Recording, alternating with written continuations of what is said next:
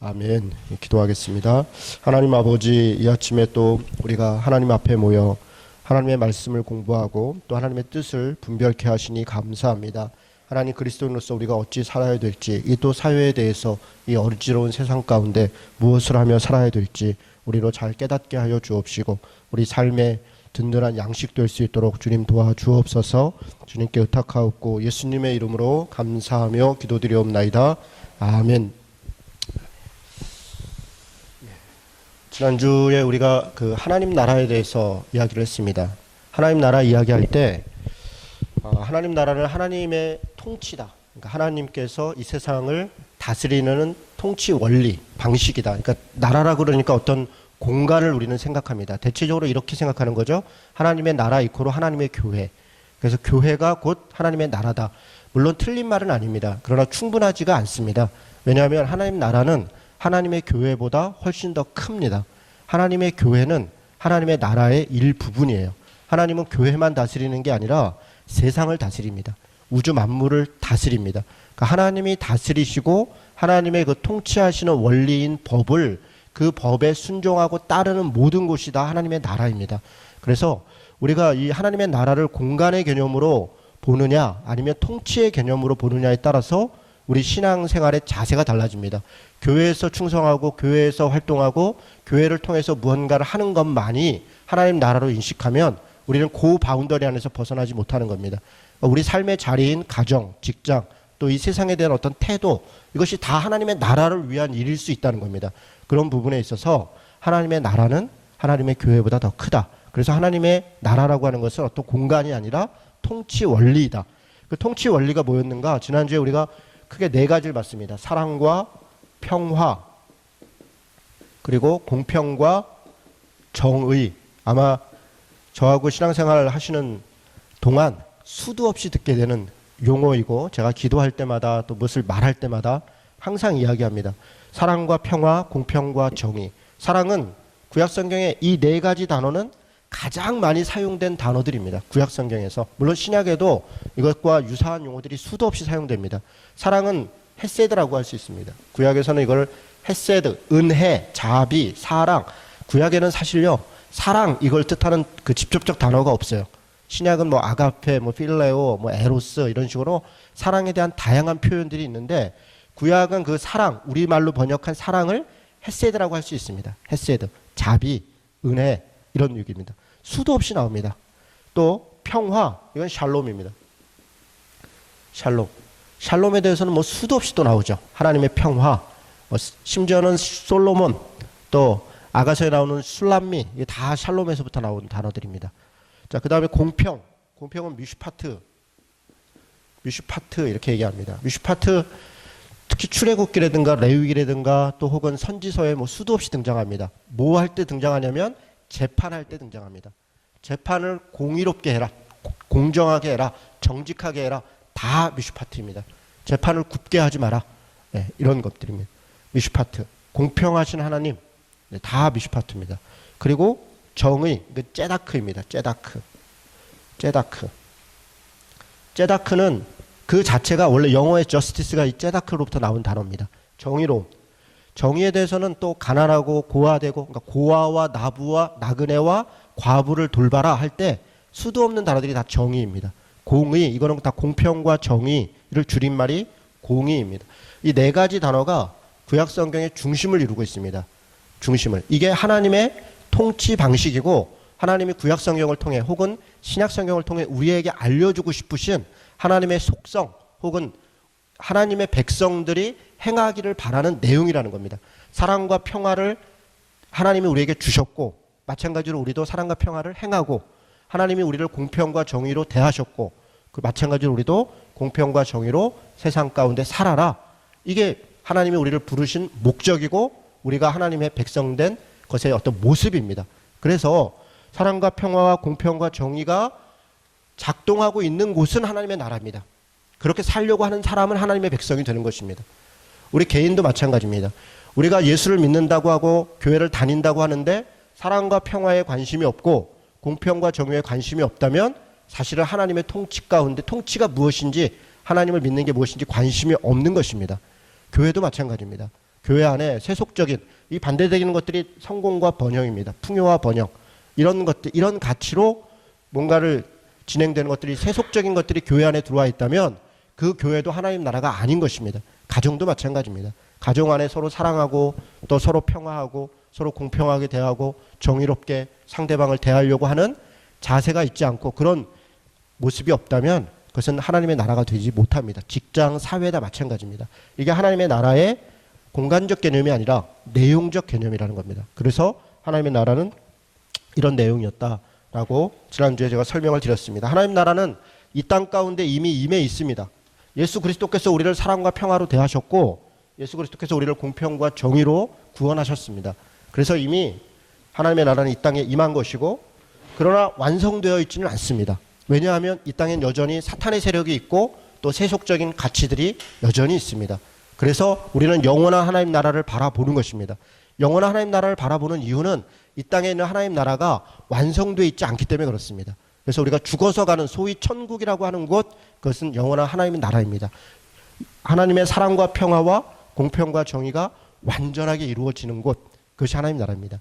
그래서 우리가 천국을 생각할 때 이렇게 생각하는 것은 오류입니다. 어떻게 생각하는 거냐면 이 땅에서 더 수고하고 더 열심히 믿고 뭔가를 전도하고 열매를 맺은 사람은 천국에 가면 더 좋은 집 혹은 더 좋은 상급을 받고 이 땅에서 좀 부족하게 믿었거나 살았던 사람은 개털 모자 쓰고 작은 집에서 살고 이렇게 이야기한다는 것은 천국을 모독하는 것입니다. 왜냐하면 천국은 그렇게 불공평하게 뭔가를 나누는 곳이 아니기 때문에 그렇습니다. 천국은 사랑과 평화와 공평과 정의가 이루어지는 곳이라고요. 그런데 거기까지 가서도 무엇 때문에 서로 나누어지고 무엇 때문에 계급이 생긴다 그러면 그것은 천국이 아닐 것입니다.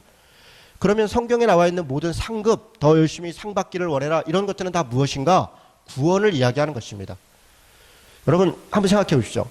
하나님 앞에서 구원받은 것보다 더 큰 상급이 있겠습니까? 뭘 더하면 그게 더 큰 상급이 되겠어요? 그런 건 없습니다. 근데 그런 것, 인간적인 어떤 기준, 인간적인 어떤 경쟁, 인간적인 어떤 욕망 이런 것들로 우리가 천국을 그려놓고 그것을 위해서 경쟁하도록 하는 것은 그것이야말로 예수를 믿고 구원받는 게 아니라 공로로 구원받는 선행으로 구원받도록 하는 공로 사상입니다. 그래서 천국은 그런 것이 아니다. 하나님의 온전한 사랑과 평화와 공평과 정의가 이루어지는 것이다. 그렇게 인식하시는 것이 좋겠습니다. 자, 그런 관점에서 오늘 사회적 책임을 이야기하려고 합니다. 그 안에 들려요? 네.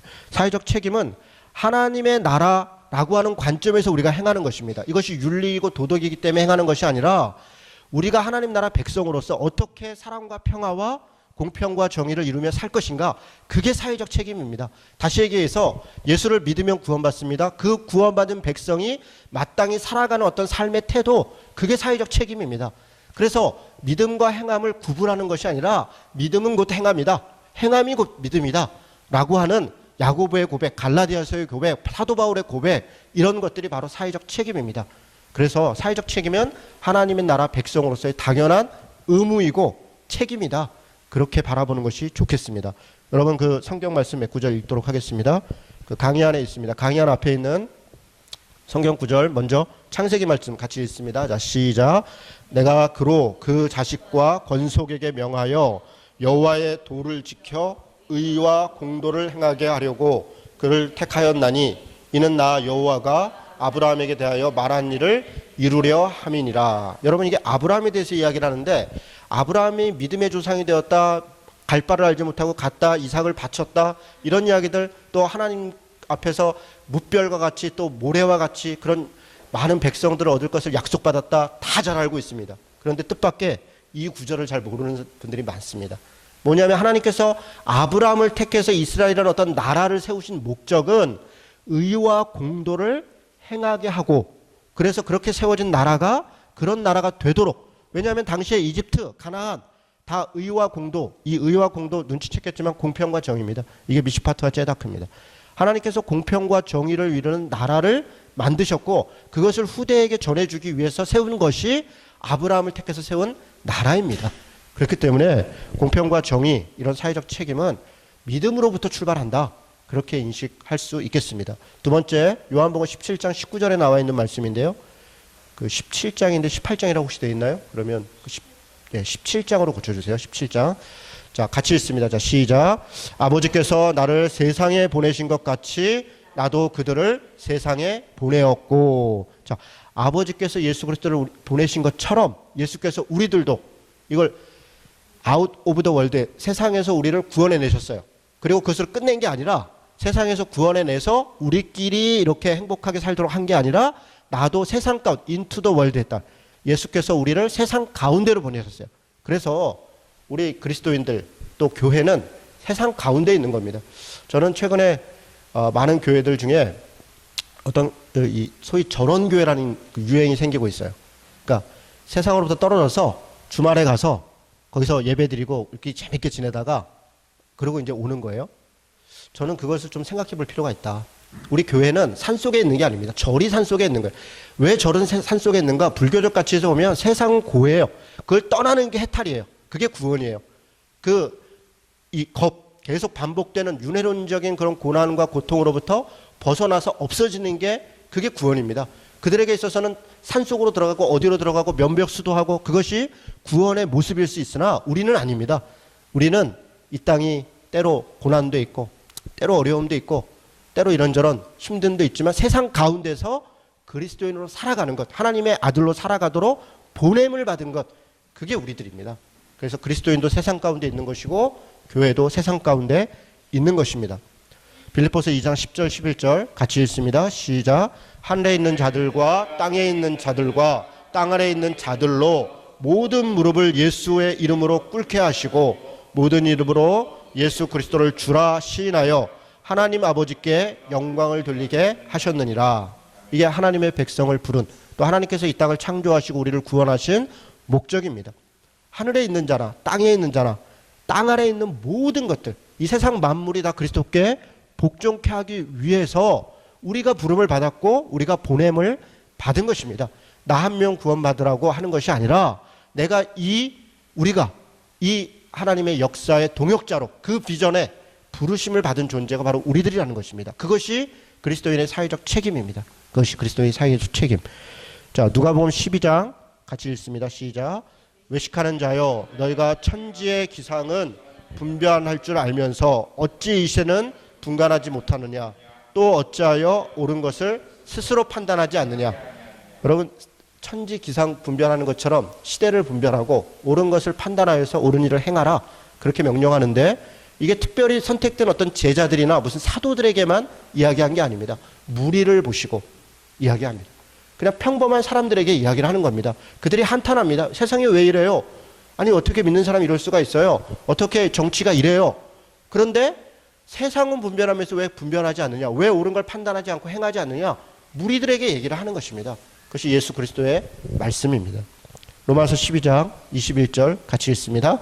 악에게 지지 말고 선으로 악을 이겨라. 우리 싸움의 방식입니다. 악에게 지는 것이 아니라, 그래서 악을 악으로 갚는 것이 아니라, 전쟁을 전쟁으로 이기는 것이 아니라 예수 그리스도는 핍박과 고난을 십자가로 이기시는 겁니다. 오히려 그 고난을 받음으로, 희생을 당함으로, 그래서 인류를 구원하심으로 악을 악으로 갚지 않고 선으로 이기시는 우리 그리스도인의 사회적 책임의 태도는 바로 이런 모습이어야 된다는 것입니다. 조금 구체적으로 더 이야기를 하겠습니다.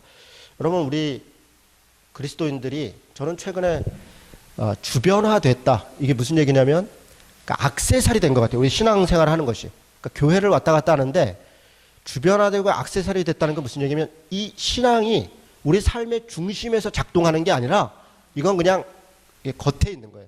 그냥 일요일 날 교회 갈 때만 성경책 탁탁 털고 한번 갔다가 목사님이 그날 좀 괜찮은 얘기하면 은혜 받은 거고, 오늘 좀 자꾸 딴소리 하네 그러면 일주일 망치는 거고, 이렇게 생활하는 거예요. 이거는 그냥 무슨 취미 생활하듯이, 그냥 무슨 골프 한번 치러 가듯이, 무슨 게임 한번 하러 가듯이, 무슨 쇼핑 한번 하러 가듯이 그렇게 주변에 된 거죠. 쇼핑하고 골프 치고 이런 게 우리 삶의 중심이 아니잖아요. 그건 어떤 취미잖아요. 취미. 신앙생활이 이런 취미생활처럼 주변화되고 이렇게 돼버리는 현실이 지금 우리의 모습이 아닌가 싶습니다. 우리 믿음의 선배들은 신앙생활 이코로 삶이었어요. 신앙 때문에 죽기도 하고 신앙 때문에 살기도 했습니다.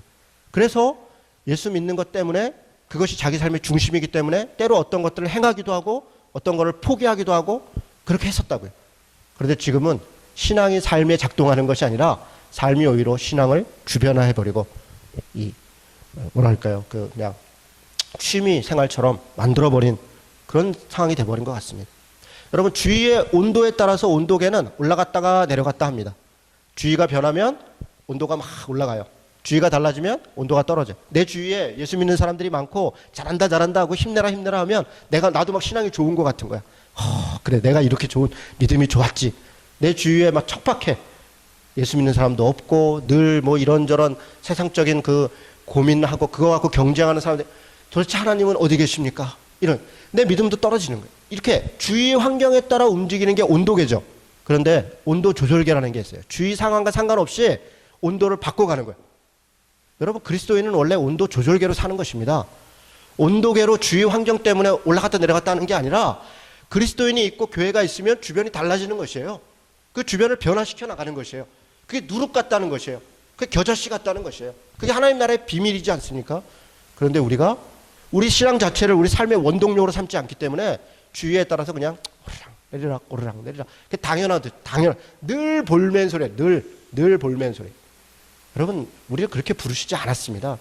우리를 그렇게 부르시지 않으셨어요. 하나님 우리를 온도 조절계로 부르셨다. 주변화된 것이 아니라 삶의 중심에서 작동하는 것이 신앙이어야 된다. 그렇게 이야기하는 겁니다. 여러분, 로잔 언약과 사회적 책임이라는 단어가 있는데요.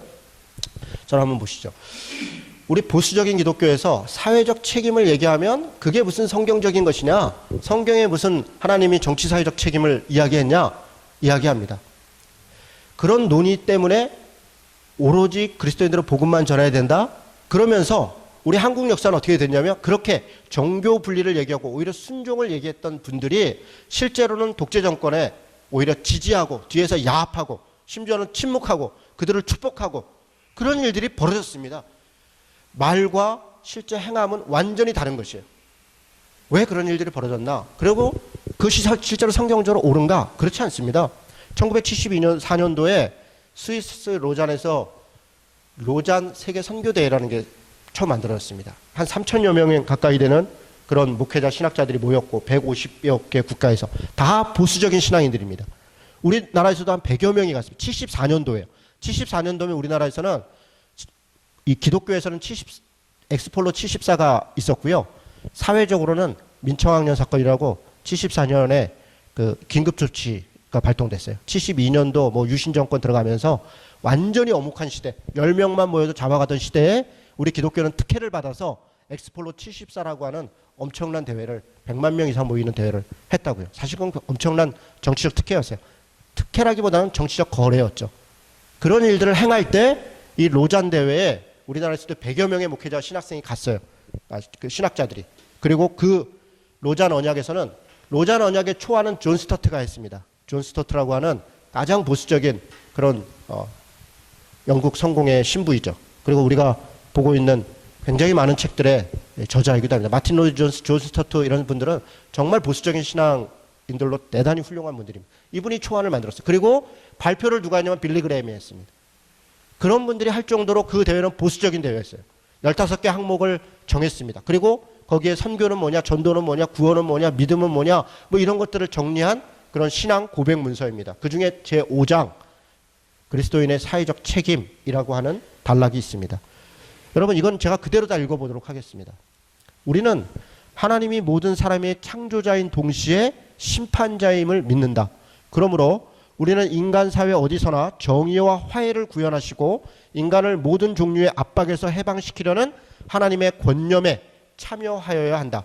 사람은 하나님의 형상으로 창조되었기에 인종, 종교, 피부색, 문화, 계급, 성 또는 연령과 구분 없이 모든 사람이 타고난 존엄성을 지니고 있으며 따라서 사람은 서로 존경받고 섬김을 받아야 하며 누구나 착취당해서는 안 된다. 이 점을 우리는 등한시하여 왔다. 여러분, 이건 지금 스스로를 회개하는 고백을 한 거예요. 지금 앞에 하나님이 창조한 모든 것들은 선하고 그것들은 다 평등해 하고 그 자기의 존엄이 있는데 우리는 그것을 무시하고 모른 척하고 살아왔다라고 고백하는 겁니다. 그리고 또는 왕왕 전도와 사회 참여가 서로 상반되는 것으로 잘못 생각한 데 대하여 참여한다. 사람과의 화해가 곧 하나님과의 화해가 아니며 사람의 행동, 사회적 행동이 곧 전도는 아니지만 정치적 해방이 곧 구원은 아닐지라도 전도와 사회, 정치적 참여는 우리 그리스도인의 두 가지 의무라는 것을 우리는 인정한다. 여러분, 이것은 정말 중요한 문장이에요. 우리가 가난한 사람을 돕고 정치적인 어떤 민주주의화를 이루고 이 자체가 전도는 아닙니다. 그러나 복음이 그리스도인에게 의무인 것처럼 우리가 정의를 이루고 공평과 정의를 행하는 것이 그리스도인에게 의무라는 거예요. 동일한 의무라는 거예요. 여러분, 이것은 많은 복음적인 그리스도인들이, 신학자들이 인정하고 고백한 고백문입니다. 왜냐하면 이 두 가지는 다 같이 하나님과 인간에 대한 우리의 교리, 우리 이웃을 위한 우리의 사랑, 그리고 예수 그리스도에 대한 우리의 순종의 필수적 표현들이기 때문이다. 구원의 메시지는 모든 종류의 소외와 압박과 차별에 대한 심판의 메시지를 내포한다. 그러므로 우리는 악과 부정이 있는 어느 곳에서는, 어디서나 그것을 공박하는 일을 무서워해서는 안 된다. 사람들이 그리스도를 받아들이면 그의 나라에 다시 태어난다. 중생한다는 거죠. 하나님 나라에. 따라서 그들은 불의한 세상 속에서도 그 나라와 그 일을 나타낼 뿐만 아니라 전파하기 위해 힘써야 한다. 무슨 얘기입니까? 우리가 예수를 믿는다는 것은 그 나라 백성만 된 것이 아니라 하나님 나라 백성이 되었으니 하나님 나라의 통치 원리, 사랑과 평화, 공평과 정의를 가지고 살아가야 될 하나님 나라 백성으로서의 의무가 생겼다는 것입니다. 우리가 주장하는 구원은 우리의 개인적 그리고 사회적 책임을 총체적으로 수행하도록 우리를 변화시키는 것이어야 한다. 행함이 없는 믿음은 죽은 것이다. 놀라운 선언이지 않습니까? 우리가 구원받았다라고 하는 것은 단지 믿고 죽어서 천국 간다 에서 그치는 것이 아니라 우리의 모든 총체적 삶을, 생각을, 삶의 방식을 바꾸어 나가는 것이라는 거예요. 그것이 우리가 구원받았다라고 하는 것이라는 것입니다. 여러분, 이 문장들 잘 이해가 되죠? 그렇습니다. 1974년도에 이런 일이 있었습니다. 그리고 그 로잔 언약은 89년도에 번역되어 한국에 나왔습니다. 왜 89년이겠습니까? 무려 15년 동안이나 묵혀 있었어요. 왜 그랬습니까? 갔다 온 분들이 솔직히 비겁했습니다. 당시에 박정희 정권, 또 이후에 전두환 정권 일어나니까 이걸 내놓을 수가 없는 거예요. 그리고 모른 척 했습니다. 그리고 정교 분리 얘기하고 순종 얘기하고. 여러분, 이게 우리 한국교회 역사예요. 이게 74년도에 100명이나 갔다 온 다 보수적인 분들입니다. 여러분, 이런 놀라운, 부끄러운, 이것은 신사참배를 했던 것과 버금가는 사건이었다고 봅니다. 당시에 신사참배를 이런저런 신앙적 이유로 포장해서 우리가 신사참배한 것처럼 분명한 하나님의 말씀을 자신들도 가서 고백하고 함께 그 대회에 참여했던 온 사람들이 딱 입 다물고 있다가 89년, 이게 87년 60 항쟁 이후에 89년도에 노태우 정권 들어오고 민주화 열풍이 들기 시작하니까 슬그머니 번역해서 내놨다는 겁니다. 이것이 우리의 비겁한 신앙의 현실이었습니다. 자, 기독교인의 사회적 참여의 종류는 몇 가지가 있습니다. 여기 보십시오. 첫째로는 우리가 사회 참여 그러면 늘 이야기하는 게 뭐냐면, 그리고 또 잘하고 있는 것. 사실 저는 우리 한국교회가 굉장히 잘하고 있다고 생각합니다. 뭐냐면 사회 복지적 참여입니다. 사회 복지. 다시 얘기해서 구제, 나눔. 여러분, 이 사회 복지, 구제, 나눔, 제가 볼 때 우리 한국교회의 사회 복지는 한국의, 우리나라의 사회 복지는 60%가 기독교가 담당하고 있어요. 가톨릭은 많아야 20%도 안 됩니다. 한 10% 정도 돼요. 불교도 그 정도 됩니다. 거의 대부분 기독교가 하고 있어요. 처음부터 그랬고 지금도 다 위탁되어 있어요. 물론 그래서 부패도 많아요. 사회복지법 관련돼서 개정할 때 기독교 쪽에 위탁된 시설들이 가장 큰 문제가 많습니다.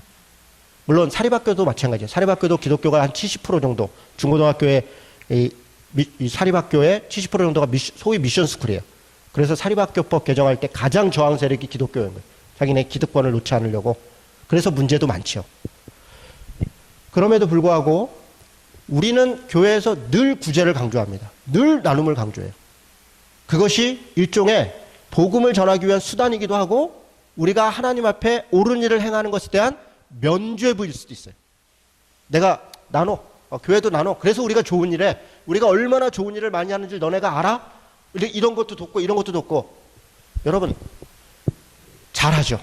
잘합니다. 한국 교회가. 그런데도 욕을 먹습니다. 이유는 뭡니까? 이것에 대한 진정성도 있지만 이것만 하기 때문에 그렇습니다. 한 걸음도 나가지 않는 거예요. 구제가 나쁘다고 얘기하는 게 아닙니다. 나눔이 나쁘다고 얘기하는 게 아닙니다. 개인도 구제를 해야 되고 교회도 구제해야 됩니다. 그러나 그것이 다가 아니라는 것을 우리가 인식해야 됩니다. 두 번째로는 지금 제가 무엇을 하고 있냐면 그리스도인의 사회적 책임에 어떤 형식이 있는가를 얘기하는 겁니다. 두 번째는 직업입니다. 우리가 비전을 공부할 때 직업은 비전이 아니다 이렇게 얘기했어요. 뭐라고 얘기했냐면 비전을 이루는 수단이다 이렇게 얘기했습니다. 마찬가지입니다. 직업은 사회적 책임을 행하는 데 있어서 수단입니다. 여러분 우리 삶의 자리가 다 직장이 있죠. 그 직장에서 1차적으로 일을 열심히 하고 내게 주어져 있는 자리에서 최선을 다해 살아가는 게 하나님 나라에 기여하는 것입니다. 왜냐하면 하나님은 모든 직업을, 물론 부패하고 더럽고 나쁜 일을 행하는 직업을 얘기하는 것이 아닙니다. 일반적으로 다 통용될 수 있는 직업은 다 하나님 앞에 성직입니다. 그게 개신교의 정신이에요. 목사만 성직이 아니라 우리에게 목사가 하고 있는 일만 성직이 아니라 교회에서 하는 일들만 성스러운 일이 아니라 우리가 세상 가운데 행하는 일들, 집을 짓고 물건을 만들고 또 물건을 팔고 어떤 일들을 조종하고 사람들을 돕고 이 모든 일들이 다 하나님이 만드신 창조, 그 선함을 이루어가는 수단이에요. 그래서 성스러운 것입니다. 직업 그 자체는 귀한 것이다. 그런데 직업을 통해서 또 귀한 일을 행할 수가 있는 게 있습니다. 두 가지입니다. 첫째는 아까 얘기했던 구제와 나눔을 직업을 통해서 할 수 있어요. 무슨 얘기냐면 어떤 사람이 미용사예요. 돈을 받고 미용을 해주죠. 이 자체도 훌륭한 것입니다. 아름답게 머리를 만들어주고 하는 것이 얼마나 중요하고 좋은 일입니까? 그런데 어떤 사람들이 돈이 없어서 머리를 못하는 사람들이 있어요. 몸이 불편해서 못하는 사람들이 있어요. 가서 봉사해 주는 거예요. 이것은 자기가 가지고 있는 직업 혹은 달란트를 가지고 봉사하는 것입니다. 우리가 많이 하죠. 많이 격려하고.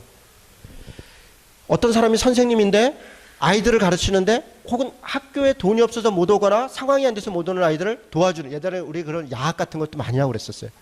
그런 일들. 지금은 우리 한국이 다 의무교육화되면서 야학 같은 게 직접적으로 필요가 없게 됐죠. 바로 그렇게 소외되고 어려운 것들을 내 직업을 가지고 돕는 것, 이게 중요한 사회적 책임입니다. 목사는 그런 게 별로 없는 것 같아요. 목사는 이거 가서 어디 뭐 딴 데다가 제 설교나 강의를 듣고 싶은 사람이 별로 없겠죠. 자기 직업을 가지고 어려운 사람들을 돕는 것, 이게 사회적 책임입니다. 두 번째는 좀 다른 문제입니다. 직업의 현장에 불이한 일들이 있어요. 그런데 그 직업의 사람들이 가장 잘합니다. 예를 들어서 의사회가 있고 약사회가 있고 무슨 회가 있고 무슨 회가 있고 그들의 권리를 주장하는 것은 정당한 것입니다. 여러분 권리를 주장하면 우리는 나쁘다 생각하는데 그렇지 않습니다. 각각의 직업의 사람들은 자기의 권리를 주장하는 거예요. 왜냐하면 그게 마땅하기 때문에 그렇습니다. 그런데 권리와 권리는 충돌해요. 그렇죠? 의사의 권리와 약사의 권리는 충돌합니다. 백화점을 운영하는 사람과 그 앞에서 포장마차를 하고 있는 사람들의 권리는 충돌해요. 그럴 때 그것을 조종해 주는 것이 무엇인가? 그게 정치입니다. 바른 정치는 권리와 권리의 충돌을 조종해요. 그런데 좋은 정치는 약자들이 함께 살아갈 수 있도록 그걸 조종합니다. 나쁜 정치는 강자가 독식하도록 조종합니다. 그래서 그것이 나쁜 정치가 되는 것입니다. 우리가 자기 직업의 현장에 불이한 일들이 벌어질 때 그것을 시민사회와 혹은 정치적 어떤 좋은 선한 정치와 함께 잘못을 고쳐나가는 제도적인 부분에서 제도 한두 가지만 바꿔도 많은 사람에게 선이 돌아갈 수 있는 일들이 있어요. 그거는 그 직업의 현장에 있는 사람들이 알고 있습니다. 그것을 행하는 것이 그리스도인의 책임입니다. 여러분 우리가 제도를 이야기하면 많은 사람들이 그것은 우리가 할 일이 아니지 않는가 이렇게 생각합니다. 여러분 제가 예를 하나 들겠습니다. 예전에 은행에서요. 은행이 어떻게 돼 있었냐면 다 이렇게 개찰구마다 줄을 서서 있었어요. 목사 아니라 목사 할아버지여도 거기 가면 줄을 서야 됩니다. 그런데 이 줄이 운이에요. 어떤 사람이 한 앞에 서너 개 통장 들고 있으면 한 명이지만 세네 명이 서 있는 거야. 그 여기는 주는데 이쪽은 안 줄어. 그럼 뭐 1시간, 2시간 기다리다 보면 신경질이 나는 거죠. 힘들고. 그런데 새치기도 하고 뭐 이런저런 일이 벌어져요. 그러면 이렇게 상황이 열악하면 사람들의 감정은 온화하기가 어렵습니다. 서로 날카로워지고 부딪히고 그래서 질서가 깨지고 그러면 이제 내가 우리 교회 집사가 저 여기 교회 지점장인데 집사님 불러. 집사님 좀 도와줘. 이렇게 해서 또 그냥 슬쩍 일 처리하고 그 사람이 그렇게 일 처리하면 다른 사람의 줄은 더 길어지는 겁니다. 여러분 제가 손봉호 장로님 정말 존경하고 사랑하는데요. 그분은 제자가 얼마나 많아요. 그분이 서울대학교 교수도 했고 뭐 등등. 어느 날 병원을 간 거예요. 갔더니 의사 선생님이 제자야. 그 손봉호 장로님을 평소에 존경하던. 그 손봉호 장로님이 이렇게 계속 기다리고 있으니까 누가 얘기를 한 거, 밖에 손봉호 교수님 오셨대. 이렇게. 의사 선생님이 진료 보다가 뛰어나왔어요. 아유, 교수님, 왜 여기 앉아 계시냐고, 얼른 들어오시지 않고. 그때 손봉호 교수님이 뭐라 하냐면, 아니, 줄을 서야지, 이 사람아. 자네하고 인사하는 거는 나중에 하는 거 할 거고, 나는 지금 환자로 온 거니까 당연히 줄을 서서 해야 되지 않겠나? 그러고서 딱 순서 기다렸다가 진료 받으시고, 그리고 개인적으로 또 만나서 차 한잔 하시고, 그렇게 오시는. 그게 손봉호 교수의 모습입니다. 여러분, 그게 당연한 것입니다. 여러분, 목사를 하면요, 유혹을 받아요. 뭐냐면 교인들 중에 다양한 직업이 있어요. 혜택을 받으려고 그러면 이루 말할 수가 없습니다. 그런 것을 포기해야 되는 것이 중요한 일입니다. 포기할 뿐 아니라 직업의 어떤 것들을 가지고 나를 위해 유혹을 쓰는 게 아니라 오히려 그 직업에 부당한 것들을 그래서 노조를 만들기도 하고 때로는 어떤 시민사회단체와 같이 함께 이야기하고 저는 그것이 다 정당하다고 봅니다. 그것은 그리스도인들이 직업을 통해서 세상 가운데 공평과 정의를 이루는 일 중에 한 방식이에요. 그 직업이 일단.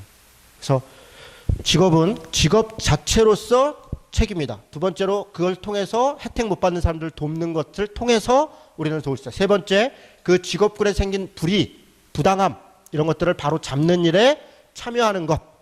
이것이 책임이다. 이렇게 정리할 수 있겠습니다. 자, 세 번째로 이것을 얘기한 게 세 번째입니다. 지금 노자는 언약은 사회적 봉사가 혹은 구제가 그리스도인의 의무다 이렇게 표현하지 않고 정치, 사회적 책임이 그리스도인의 책임이다 이렇게 얘기했어요. 이것은 정확하게 정치적 제도를 이야기한 것입니다. 불의한 정권과 잘못된 제도를 바꾸는 것은 그리스도인이 함께할 일. 그것이 그리스도인 자신의 유익을 위해서 그러는 것이 아닙니다.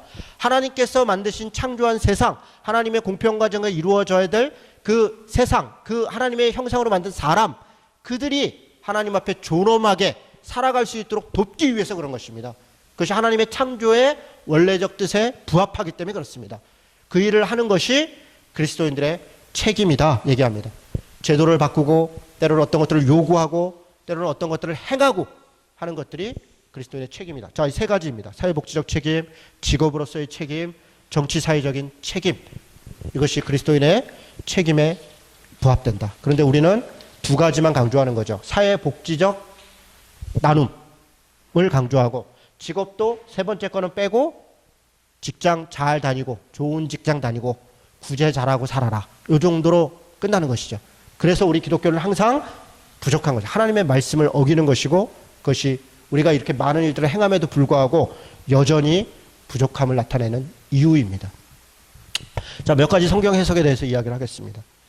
이 정도 얘기하면 이제 성경을 들이대면서 성경에서 언제 그런 얘기를 했냐 이런 이제 이야기들이 있습니다. 대표적인 말씀을 몇 가지를 해석하겠습니다. 마가복음 12장 17절에 보면 가이사의 것은 가이사에게 하나님의 것은 하나님께 바쳐라. 그래서 이걸 이렇게 해석하는 거죠.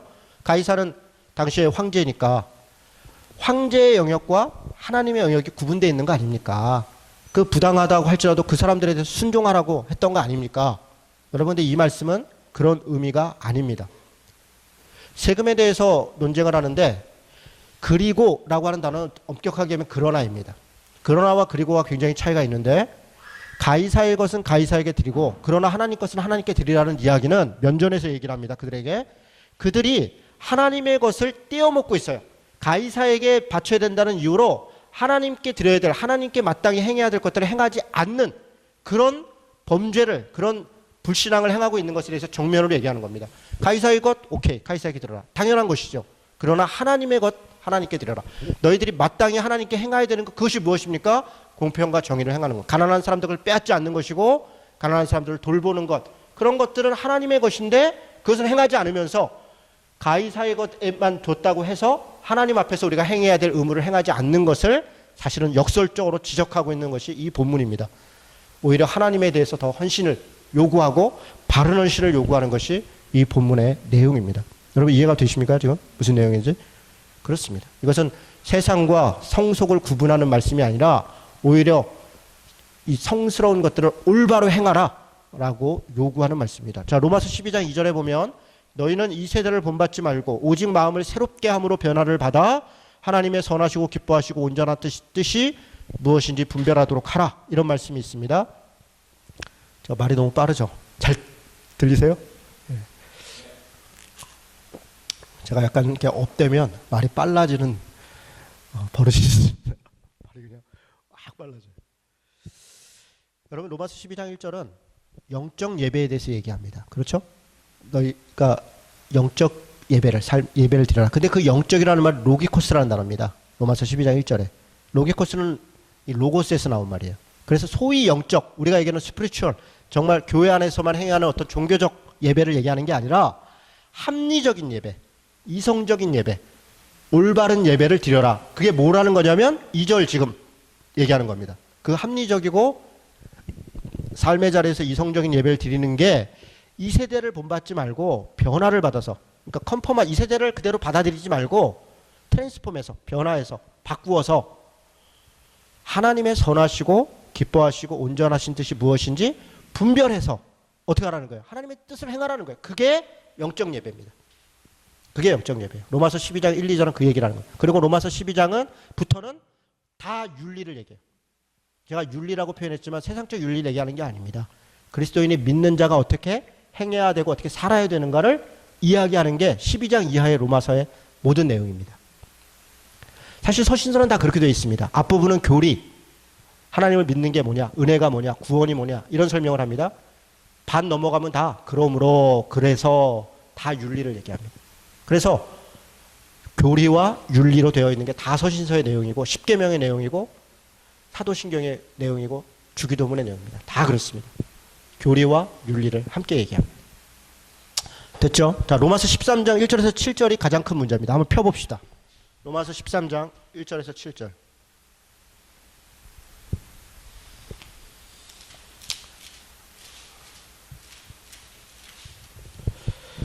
로마서 13장 1절에서 7절 대표적으로 권력에, 정치에 부당함에도 불구하고 그냥 순종해야 된다. 우리 그리스도인들은 정치에 관여해서는 안 되고 오로지 위에 있는 권세, 정치뿐 아닙니다.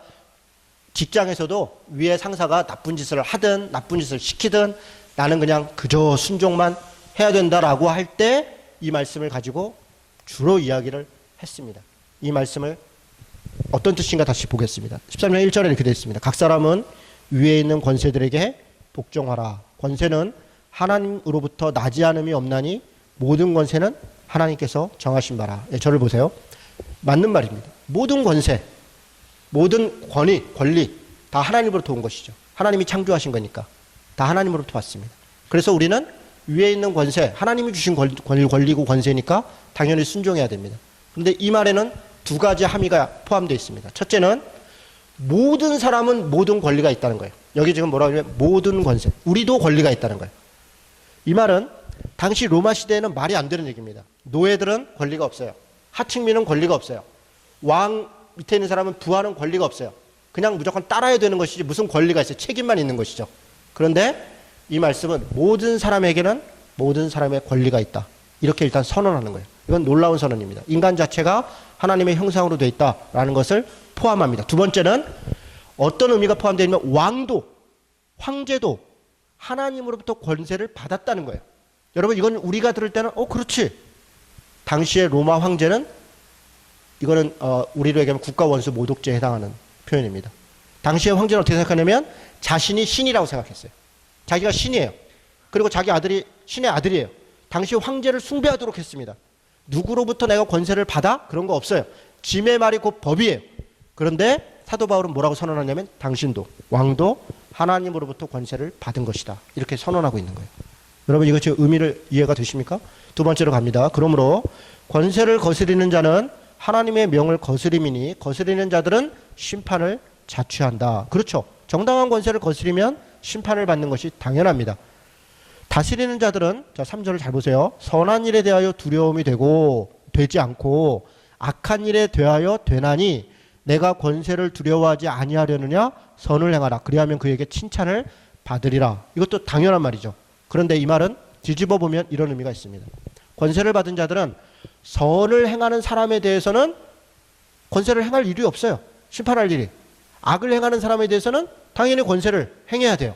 거꾸로 권세를 가진 자가 좋은 일을 하는 사람을 부당하게 잡아들이거나 괴롭히거나 해서는 안 되는 것이에요. 권세를 잘못 사용하는 것이에요. 악한 일을 하는 사람을 모른 척하거나 해서는 안 되는 것이에요. 권세 아래에 있는 자는 당연히 선을 행해야 되고 부당하지 않은 대접을 받아야 될 권리가 있는 것이고, 권세를 가진 자는 그 권세를 부당하게 행해서는 안 된다는 의미를 포함하고 있는 것이에요. 그렇지 않습니까? 당시에 이것은 말이 안 되는 거예요. 그냥 위에서 하라면 하는 거예요. 그런 시대입니다. 지금부터 더 합니다. 이런 말은 그런 개념들을 뒤집어 엎습니다. 그리고 조금 더 가면 더 해요. 그는 하나님의 사역자가 되어 내게 선을 베푸는 자니라. 그러나 내가 악을 행하거든 두려워하라. 그가 공연한 칼을 가지지 아니하였으니 하나님의 사역자가 되어 악을 행하는 자에게 진노하심을 따라 보응하느니라. 똑같은 얘기죠. 하나님의 사역자가 돼서 악한 일을 행한 사람한테는 진노의 칼이 되는 게 당연한 것이죠. 경찰이 권세를 가지고 있는 거예요. 나라의 권세가 있습니다. 도둑질을 하는 사람이 내가 하나님의 자녀니까 잡아가, 그 말도 안 돼. 당연히 잡혀가는 것이에요. 악한 일을 하면 잡혀가는 것입니다. 그러나 나쁜 일을 하지 않는 사람을 애매하게 잡아가서는 안 되는 것이에요. 자, 그러므로 복종하지 않을 수 없어요. 왜냐하면 하나님께로부터 온 권세이고 정당하게 사용되는 권세는 당연히 복종해야 됩니다. 그렇죠? 그런데 진노 때문에 할 것이 아니라 양심을 따라 할 것이라. 이게 굉장히 중요한 문장입니다. 그가 무서워서 하는 것이 아니라 양심을 따라. 무슨 얘기냐면 하나님이 주신 양심입니다. 여러분, 이 문장 하나 때문에 독일도 그렇고, 그러니까 유럽도 그렇고 미국도 그렇고 법을 만들 때 양심의 자유라는 단어가 들어가요. 양심의 자유. 기본권이죠. 지금 우리로 얘기하면 양심의 자유, 뭐 집회의 자유, 또 사회권, 먹을 거의 자유, 뭐 평등의 권리, 이런 것들이 들어가는 게 인간 개인이 하나님의 존엄한 존재로 각각의 하나님이 주신 양심 혹은 권세가 있다는 거예요. 그래서 그것을 가지고 자신은 선과 악을 분별할 수 있는 권세가 있다는 거예요. 무조건 따르는 것이 아니라. 이해가 되십니까? 양심이라는 단어를 이렇게 경전에다 쓰는 것은 성경밖에 없습니다. 개인의 양심, 개인의 양심. 하나님이 주신 양심이죠. 자, 너희가 조세를 바치는 것도 이로 말미암입니다. 그들이 하나님의 일꾼이 되어 바로 이 일에 항상 힘쓰느니라. 하나님의 일을 열심히 하는 그 정당한 권세에는 당연히 세금을 내야죠. 그런데 모든 자에게 줄 것을 주되 조세 받을 자에게 조세 바치고 관세 받을 자에게 관세 바치고, 여기까지는 맞는 말입니다. 저는 이 말을 생각해 볼 때 목사가 소득세 신고하는 건 당연하다. 오히려 가이사의 것이니까 가이사에게 줘야 되는 거 아닙니까? 가이사에게 줄 거를 안 주고서 오히려 그 말씀들을 왜곡하는 거 아닙니까? 조세 바칠 자에게 조세 바치는 것입니다. 그건 정당한 것이에요. 대한민국 국민으로서의 당연한 것입니다. 그런데 뒤에 보면 두려워할 자를 두려워하고 무서워할 자를 무서워하라. 자, 여러분, 이 말은요 완전히 상황을 역전시키는 말입니다. 당시 황제 입장에서는 무조건 두려워해야 되고 무조건 공경해야 됩니다. 뭐 개인이 선택의 권리가 있습니까? 없습니다. 그런데 지금 자기 양심에 따라 두려워할 자를 두려워하라. 두려워하지 않을 자는 두려워하지 말아라. 무서워하지 않을 자는 무서워하지 말아라. 마태복음에 보면 너희 목숨만 가져갈 자를 두려워하지 말아라. 너희를 억압하고 기껏해야 죽일 수 있는 정도만 있는 사람을 무서워하지 말아라. 영원한 지옥에 영원한 생명을 주시는 오히려 그분을 두려워하라. 이야기합니다. 두려워할 자를 두려워하고 무서워할 자를 정당한 권세는 두려워하고 무서워하고 존경하고 따라야 됩니다. 그러나 정당하지 않은 것은 무서워하지 말고 두려워하지 말고 권리를 주장해야 됩니다. 저는 오히려 이 말씀이 그렇게 읽혀요. 그런데 이 말씀을 가지고 무조건적 복종과 순종으로 해석했다는 것은 왜곡입니다. 종교 분리를 이야기했던 사람들이 지금은 정치와 종교는 분리될 수 없다 이러면서 심지어는 기독교 정당도 만들고, 심지어는 교회 지도자라는 사람들이 정치가의 선거 보좌관 역할을 하고 앉았고, 지금 시대가 그런 거 아닙니까? 예전에 김대중 정권 이전에는 절대로 안 된다고 뒤에서 하던 사람들이 김대중 정권, 노무현 정권 때는 나서서 막 반대하고 낙선운동하고 했던 거 아닙니까? 이게 얼마나 황당한 일입니까? 일관성도 없고 원칙도 없고 자신들이 이렇게 성경을 해석하면서 일제시대 독재정권 때 그렇게까지 왔다면 지금도 자기가 마음에 들지 않는 정권이어도 순종해야 된다 이렇게 나가야 되는 건데 그렇지 않다는 것이죠. 그것은 정치적 해석을 한 것입니다. 성경을. 충분히 이해가 되셨습니까? 자, 넘어가겠습니다. 정치사회적 참여의 세 가지 방식이 있습니다. 아까 얘기했던 존 스토트. 여러분 존 스토트의 책은 무조건 좋은 책입니다. 존 스토트가 쓴 책은요. 정말 읽을만 해요. 다 좋아요. 그렇습니다. 뭐 가릴 게 별로 없어요. 그분이 쓴 현대사회의 문제와 기독교적 답변 이런 책이 있어요. 이 책이 굉장히 좋은 책인데요. 근데 좀 읽기는 쉽진 않아요. 왜냐하면 당시 영국 사회에 있었던 여러 가지 문제들이 있어요. 무슨 에이즈도 있고 동성애도 있고 뭐 기타 노동자의 문제도 있고 정치적 어떤 문제도 있고 이런 것들을 존 스토트가 그냥 피해가지 않고 자기 교회에서 저녁에 각 분야의 전문가인 신자들과 모여서 토론을 했어요. 한 달에 한 번씩 계속 몇 년간 한 주제를 가지고. 그러면 신자들 중에 의사인 분은 자기 입장에서 자기 관점에서 그 문제를 이야기를 하는 거예요. 노동과 관련된 일을 하는 분은 그런 얘기를 하는 거예요. 기업을 하는 분은 또 그런 얘기를 하는 거예요. 전문적 지식을 가진 분들이 그걸 어떻게 봐야 되는가를 이야기를 해요. 존 스토트는 목회자로서 성경의 가르침을 또 이야기를 해요. 그리고 그것을 가지고 조정하고 정리해서 정리한 책이 이 책이에요. 이 책 굉장히 훌륭한 책입니다. 그래서 10가지 주제를 그렇게 했어요. 10몇 가지 주제를. 읽어볼 때 우리하고는 이 컨텍스트 상황이 다를 수 있어도 문제를 풀어가는 방식은 굉장히 훌륭합니다. 그가 이 책의 서문에 뭐라고 쓰냐면 기독교인이 사회적 책임을 감당하는 세 가지 방식이 있다. 첫째는 방임하는 거다. 뭐냐면 모른 척하는 거예요. 소위 공동체적 또 보수적 교회에서 행하는 건데 세상 일은 난 몰라요. 오로지 우리는 믿음으로 신앙생활만 잘하면 돼요. 밖에서 누가 죽거나 말거나 어떤 일이 벌어지거나 말거나 상관없어요. 사실은 그 사람들도 그 현장에 살고 있는 사람들이에요. 그런데 교회나 공동체는 도피성이 되어서 딱 문 닫고 와서 나가면 지옥 같은 현장이지만 들어와서는 모른 척하고 오로지 신앙생활만 하는 방임. 방임은 옳지 않다는 겁니다. 방임. 이런 게 주로 수도원 운동이나 지금 우리 한국교회 보수적인 교회들의 태도예요. 두 번째는 강요예요. 강요. 우리가 오라. 기독교가 진리이고 성경이 보편적 진리야. 말씀이야. 하나님을 따라야 돼. 그래서 강요하는 거예요. 요구에다 안 들으면 어떻게 해요? 폭력을 행사해요. 그게 십자군 전쟁 같은 겁니다. 폭력을 행사해서라도 그러면서 이렇게 얘기해요. 당신들을 위해서 하는 거야. 몇 명 죽어도 결국은 하나님 안에서 다 행복하게 될 거야. 이런 식의 태도를 가장 대표적인 게 십자군 전쟁이죠. 지금도 그런 일들이 많이 있어요. 저는 이것도 역시 보수적인 교회에서 많이 벌어진다고 봅니다. 자신들이 복음을 전할 때 아주 폭력적으로 전하고 폭력적으로 강요하고 이런 일들이 있어요. 그것을 기준으로 삼고 강요이죠. 마지막은 설득입니다. 설득은 대화예요. 대화는 어렵습니다. 왜냐하면 상대방이 가지고 있는 인식과 지혜의 수준에서 대화를 해야 돼요. 우리가 성경에 어쩌고 저쩌고 얘기해봐야 상대방은 설득되지 않아요. 그거는 성경 얘기고 당신 얘기고 그걸 우리는 바꿔야 돼요. 내 현장의 이야기로. 자기 삶의 자리에서 성경적 가치를 가지고 그것을 성경적 가치로 내 직업의 현장에 있는 언어로 바꾸어서 그것을 설득하고 설명하고 대화해야 돼요. 어렵죠. 대화한다는 건요 어려워요. 왜냐하면 대화를 위해서 자료 준비해야죠. 그 사람보다 이야기할 것들 다 준비해야 되죠. 그런 수고를 해야 돼요. 그냥 그래 이렇게 얘기하면 쉬운데 목사도 마찬가지입니다. 설교할 때 그냥 무조건 믿으세요 하면 설교하기가 생각보다 쉽습니다. 그냥 이렇게 얘기하면 돼. 뭐 반론 그런 거 없어. 근데 설명을 해야 되는 거예요. 설명을. 그리고 이의 제기도 또 듣고 대화를 하려면 준비를 많이 해야 됩니다. 피곤해. 그런데 그렇게 하는 것이 그리스도인의 자세이다. 설득하고 대화하고. 그래서 내 주장만 하는 게 아니라 상대 이야기도 듣는 것이다. 선한 사마리아인의 사건에서 그런 것을 볼 수가 있습니다. 상대방에 대해서 관심을 갖습니다. 그리고 주변의 사실을 파악합니다. 상황도 파악합니다. 자원이 있나 어떻게 해야 되나 방법도 찾습니다. 그리고 행동함으로 통해서 대가를 지불합니다. 여러분 선한 사마리아인을 도왔던 그 강도 만난 사람을 도왔던 선한 사마리아인이 그 행동 자체에 여러 가지 것들이 포함되어 있는 것이에요. 우리의 행동이 바로 그런 부분들이라는 거죠. 적확하게 그를 도와야 됩니다. 그 다음 얘기는 넘어가겠습니다. 역시 사회적 책임이 할 얘기가 많군요. 시간이 많죠. 요 얘기 하고요. 그 다음 단락은 제가 다음 주에 이어서 하도록 하겠습니다. 그래서 영상 올릴 때 다음 주까지 편집해서 올리도록 하죠. 자, 이 얘기를 할 건데, 자, 보세요. 선한 사마리아인의 비유 두 번째를 얘기하겠습니다.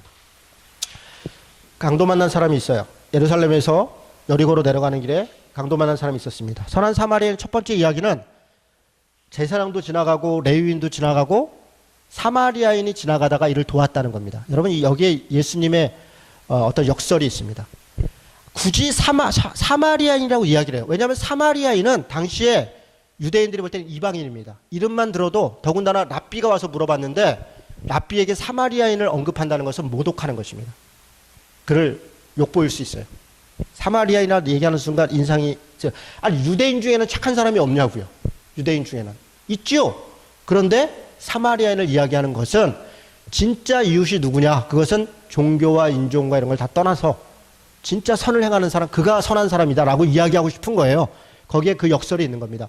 자, 그래서 사마리아인이 이렇게 도왔어요. 그런데 문제가 생겼습니다. 그 다음부터. 이건 상상입니다. 그 다음 날 또 즐거운 마음으로 예수님께서 칭찬도 받았고 가는데 또 강도 만난 사람이 있어요. 그래서 또 역시 또 도와줬죠. 근데 문제는 이 사람한테 돈도 주고 도와줄 때 들어간 비용이 굉장해요. 돈이 안 들 수가 없잖아요. 여관비도 줬다 그러는 거 아닙니까? 하루 벌어 사는 사람이 한 번, 두 번은 도와줄 수 있는데 이게 한 달에 뭐 너댓 번 이렇게 되면 불가능한 거예요. 도와주고 싶어도 도와줄 수가 없는 겁니다. 이런 딜레마에 빠진 거예요. 그래서 선한 사마리아인이 생각을 하는 겁니다. 왜 여기 강도 만난 사람이 많은가? 여기 왜 강도 만난 사람이 많은가요? 이 동네가 터가 안 좋은가요? 시간이 없어서 제가 그냥 일방적으로 얘기하겠습니다. 강도가 많기 때문에 그렇죠. 강도 만난 사람이 많은 이유는 강도가 많기 때문에 그렇습니다. 그럼 여기는 왜 강도가 많은가? 동네 사람들이 원래 날 때부터 나쁜 놈인가? 그것이 아니라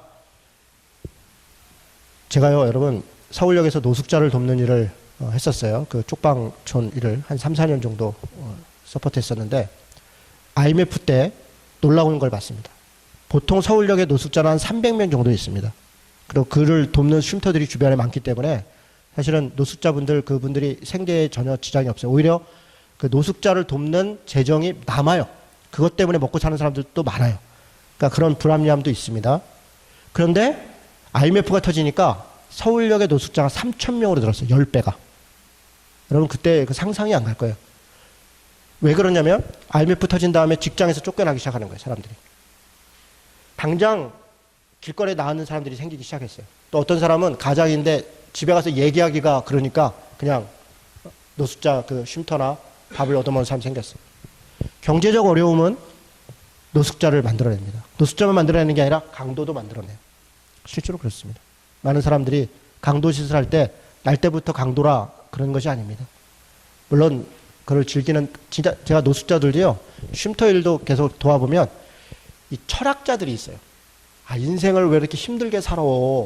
그냥 하루에 한 끼만 딱 얻어먹고 그리고 내가 하고 싶은 거 그냥 편하게 자고 싶으면 자고 돌아다니고 쉼터 절대로 안 들어오는 이미 그 달인의 경지에 오른 분들이 있어요. 이런 분들은 답이 없습니다. 강도도 마찬가지입니다. 나쁜 짓이 정말 나쁜 놈들이 있어요. 그런 어떤 방법을 통해서 아니에요. 그건 사회적으로 격리시켜야 됩니다. 그러나 많은 또 사람들은 자기가 원치 않게 그렇게 되어 있는 사람들도 있어요. 상당히 많습니다. 자, 강도 만난 이 강도를 어떻게 줄일 것인가? 선한 사마리아인이 고민합니다. 그러다가 빌라도한테 편지를 보내요.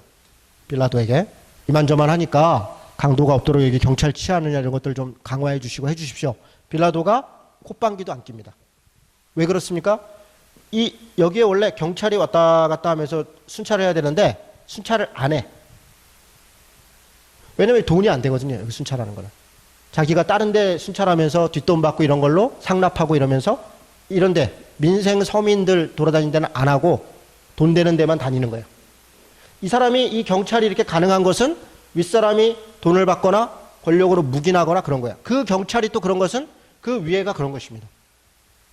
길게 보면 정치의 부패는 밑에 공무원 사회의 부패를 가져옵니다. 그러면 그것은 경제의 어려움으로 직결돼요.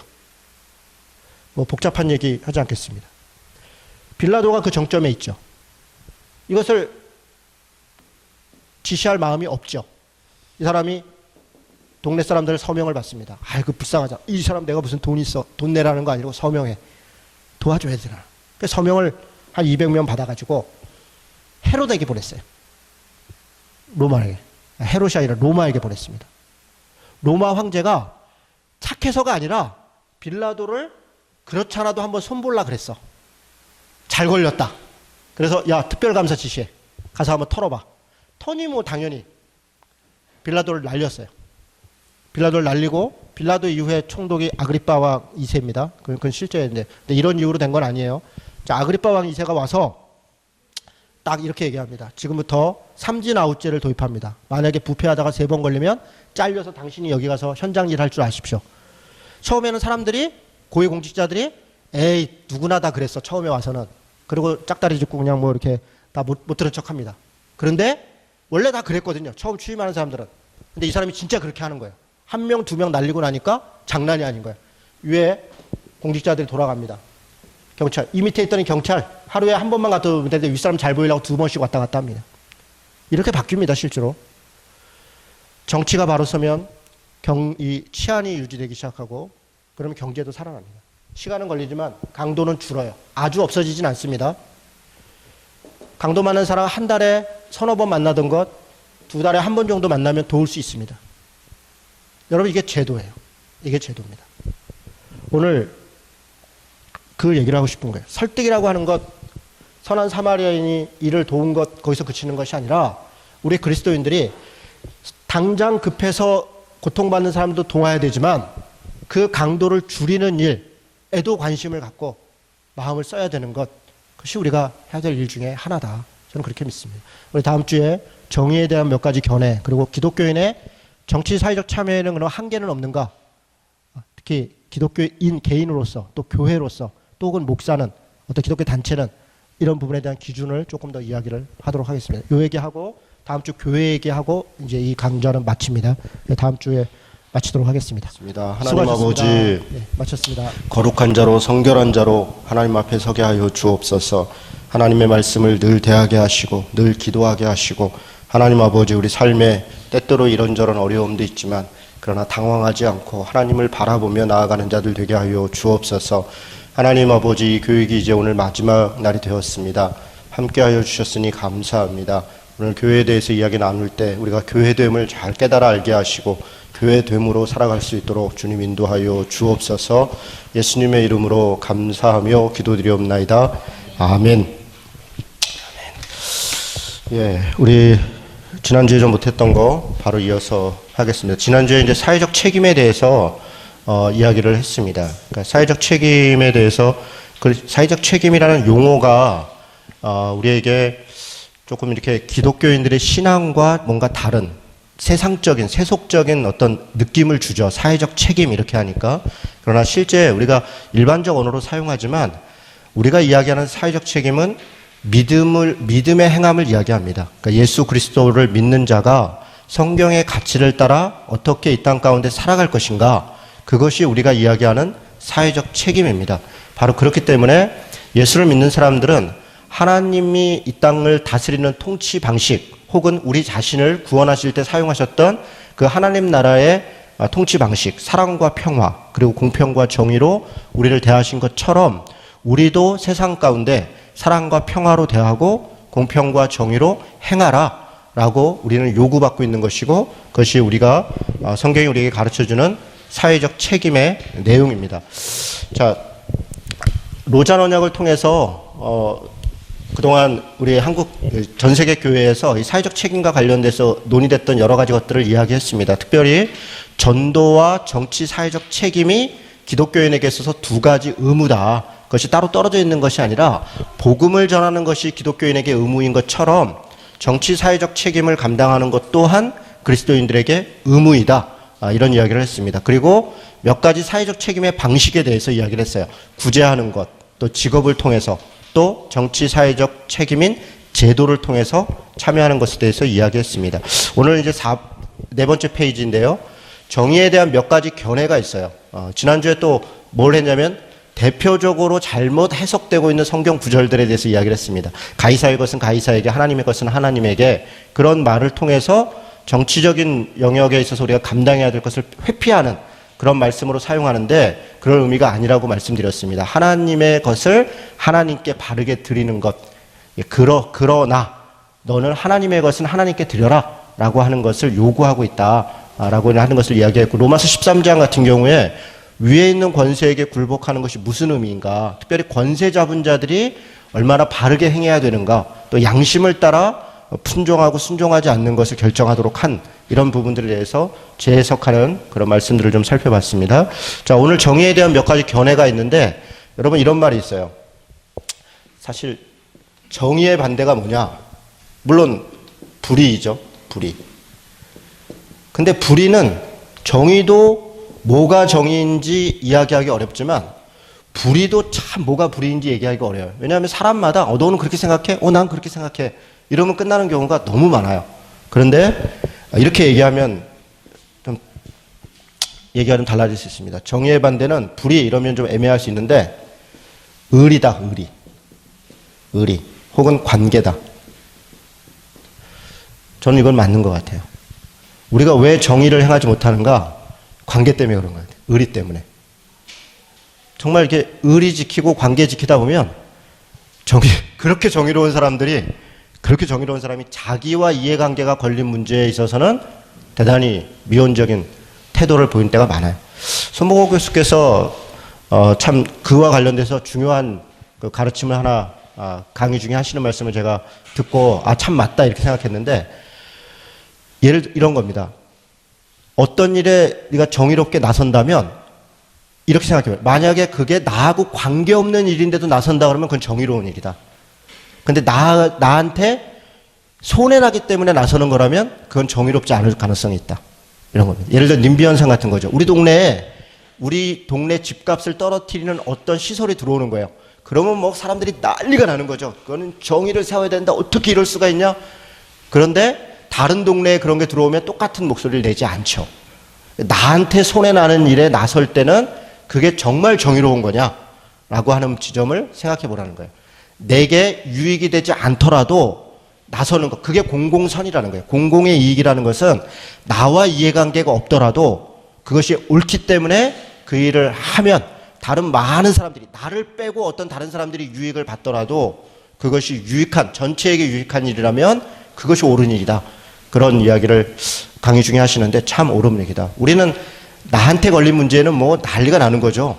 그런데 나와 관계없는 일에는 별로 관심이 없는 것이죠. 마찬가지로 나와 관계되어 있고 나와 의리가 지켜야 되는 사람들의 문제에 대해서는 우리가 침묵합니다. 굉장히 불가초화를 내는 사람도 자기 가족의 문제, 자기 아들의 문제, 혹은 자기 친척의 문제, 자기 동네 누군가의 문제, 우리 교회 목사님의 문제 관여하지 않습니다. 여러분, 교회 개혁을 그렇게 목소리를 높여 외치는 사람이요, 자기 교회 목회자의 비리에 대해서는 아무 말도 하지 않아요. 자기 교회의 불의와 부패에 대해서는 말하지 않습니다. 왜? 불편하니까. 관계가 불편해지잖아요. 자기가 속해 있는 집단을 깨끗하게 하고 그 문제에 나선다는 것은 굉장히 불편하고 어려운 일입니다. 그래서 얘기를 하죠. 그거는 우리끼리니까 좀 덮어주고, 우리끼리 어떻게 자꾸 담장 넘어가지 않게 하죠. 우리는 가족이니까. 그거는 교회만 그런 것이 아닙니다. 회사도 그렇습니다. 단체도 그렇습니다. 다 동일한 논리가 우리끼리인데, 모르는 사이도 아닌데 다 그런 논리로. 그래서 내부자 고발을 한다는 게 굉장히 어려운 일입니다. 여러분, 내부자 고발자들이 우리나라에 가끔 있습니다. 우리는 쉽게 그럴 수도 있겠다, 그럴 수 있는 게 아닙니다. 그 사람은 인생을 거는 것이고, 인생이 어려워지는 게 문제가 아니에요. 관계가 어려워지는 게 더 문제입니다. 이 살아가는 게 대단히 어려워집니다. 그 다음부터는 바로 그런 것. 여러분, 초대교회에서 예수를 믿는다는 것은 직장으로 에서부터 쫓겨난다는 것이고, 자기 가문으로부터, 그게 다 시족사회 아닙니까? 가문으로부터 쫓겨나는 것을 의미했습니다. 당시에는 길드라고 하는 이 경제협동조합으로 경제활동이 다 이루어졌습니다. 길드마다 다 신적 행위를 했어요. 대체로는 다 로마 황제를 섬겼죠. 그런데 누군가가 예수를 믿는 것 때문에 신적 어떤 참여를 하지 않겠다, 혹은 어떤 신적 행위에 참여한 물건이나 이런 것들에 참여하지 않겠다라고 선언하는 순간 그 사람은 그 경제적 공동체로부터 내쫓김을 당하거나 나가야 되는 상황이 벌어졌습니다. 그러니까 초대교회 예루살렘 교회가 어려웠던 이유는 바로 그런 것들이에요. 예수 믿는다는 것 때문에 경제적 조합으로부터 쫓겨나고, 또 가족으로부터, 그들은 가족으로부터 다 생계가 유지됐어요. 관계가 유지됐고 자기 사회적 신분이 보장됐습니다. 우리처럼 지금 핵가족이 아닙니다. 온 마을이 다 가족이에요. 온 마을이, 온 나라가. 그런 곳에서 쫓겨난다고 하는 것은 경제적 어려움과 정치적 신분과 기타 여러 가지 것들을 감수하는 것입니다. 정의의 반대는 의리입니다. 관계. 그래서 우리 법도요. 우리 법도 이제 이 얼굴이 있잖아요. 양심이 있고 인간적인 면이 있잖아요. 예를 들어 가족이 자기 가족을 숨겨주면 범인 은닉죄에 해당하지 않습니다. 그것은 그럴 수 있다고 생각해요. 왜냐하면 그게 가족. 그래서 그 아주 친가족의 아주 핵심적인 그 부분에 있어서는 예외적 조항들이 허용됩니다. 그러나 그것을 넘어가면 허용되지 않죠. 그 옳아서 그런 게 아닙니다. 그 가족이 가질 수 있는 그런 인간적인 심성 또 상황을 이해하는 것입니다. 정의의 반대는 불의이다, 의리이다. 우리가 하나님의 말씀을 쫓고 하나님의 뜻 또 그 사회적 책임을 감당한다고 했을 때 우리는 사실은 이것과 끊임없이 싸우는 거예요. 나와 관계되어 있는 사람들과의 불편함을 견딜 수 있겠는가? 그럴 만큼 이 문제는 중요한 문제인가? 라고 하는 지점에 우리가 정직하게 답하는 것, 그것이 사회적 책임에서 중요한 문제입니다. 무엇이 공의로워야 되는가? 국가로 얘기하면 법 제정이 공의로워야 되고 집행이 공의로워야 됩니다. 여러분 이게 상당히 중요한 얘기인데요. 국가가 법이 있어요. 우리 이 법치주의를 이룬다는 건 굉장히 중요한 문제입니다. 법치주의를 이룬다. 옳은 것이죠. 사실 이 법은요. 그러니까 루이 14세 같은 경우에는 짐이 곧 법이다. 왕이 곧 범이다. 이게 루이 14세가 이야기했다는 말인데 루이 14세로 대표되는 얘기입니다. 모든 왕권 이 시대에 뭐 지금까지도 사실 정치가들은 자신이 곧 법이라고 생각해요. 그래서 우리는 법치주의를 요구하는 겁니다. 민주사회에 있어서 가장 중요한 것은 사람이 통치하는 게 아니라 사람이 기준이 되는 것이 아니라 법이 기준이 된다는 거예요. 이 법은 많은 사람들의 것들을 반영한 것이죠. 근데 이것을 뒤집은 사람이 있어요. 법이 곧 짐이다 이렇게. 사무엘 루더퍼드라는 사람입니다. 미국의 헌법의 기초를 놓은 사람이에요. 그 사람이 뭐라고 얘기를 하냐면 법이 곧 왕이다. 이렇게 얘기를 합니다. 이때 이 법은 하나님의 법이죠. 하나님의 법이라는 얘기는 각자가 옳다고 생각하는 소견대로 법이 된다는 게 아니라는 겁니다. 보편적 진리가 있고 그 보편적 기본권과 보편적 권리를 사회적 권리든 그게 인간적 기본권이든 그것을 존중하고 거기에 모든 사람들이 순종하고 거기에 따르는 것이 그게 법이라는 거예요. 법이 곧 왕이라는 겁니다. 하나님의 법 혹은 우리가 같이 합의한 법치주의입니다. 그런데 문제는 법을 만들어 놨는데 법의 제정이 공의롭지 않고 특정 힘과 특정 세력이 자신들에게 유리하게 법을 만들어요.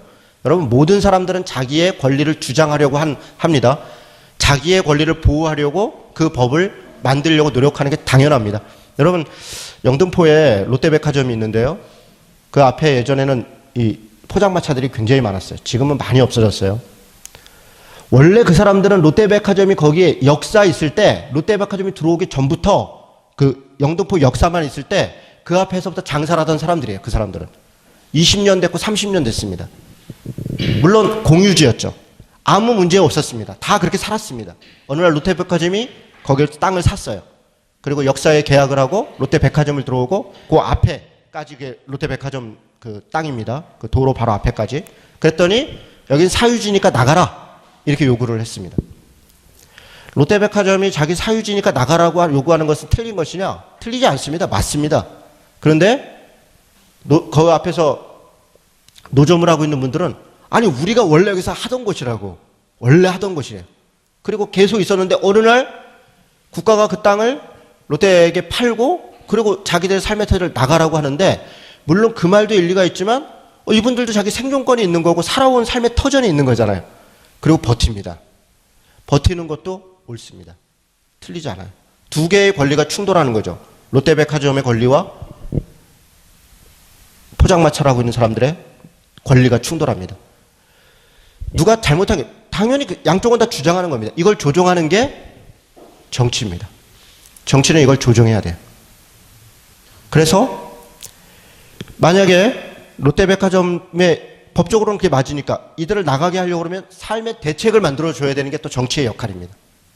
그런 역할들을 하라고 정치가 있는 것이에요.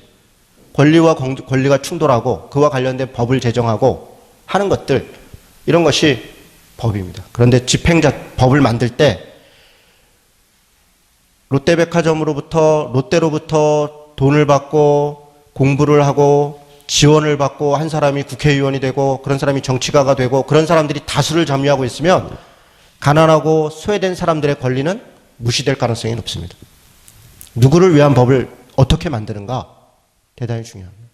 그래서 법의 제정이 공의로워야 된다. 어저께 세월호 특별법이 타결이 됐습니다. 11월 7일 날 통과가 될 텐데 수많은 사람들이 200일 동안 거리에서 싸우지 않았다면 뭐 여러 가지로 부족함이 있지만 저는 상당히 많이 진전된 법이 됐다고 생각해요.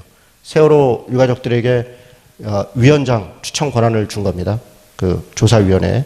그리고 특검을 만들 때 새누리당과 새정치연합을 따로 구분을 해서 새누리당은 세월호 유가족들이 동의하지 않는 사람은 추천하지 않는다 이렇게 놓고, 새정치연합은 세월호 유가족들이 동의하는 사람을 추천할 수 있는 추천위원회를 구성해서 추천하겠다 이렇게 아예 명시를 했습니다. 여러분, 그 결과가 그냥 이루어졌겠습니까? 200일 동안의 거리의 싸움과 눈물과 뭐 앞으로도 마찬가지입니다. 계속 감시해야 되죠.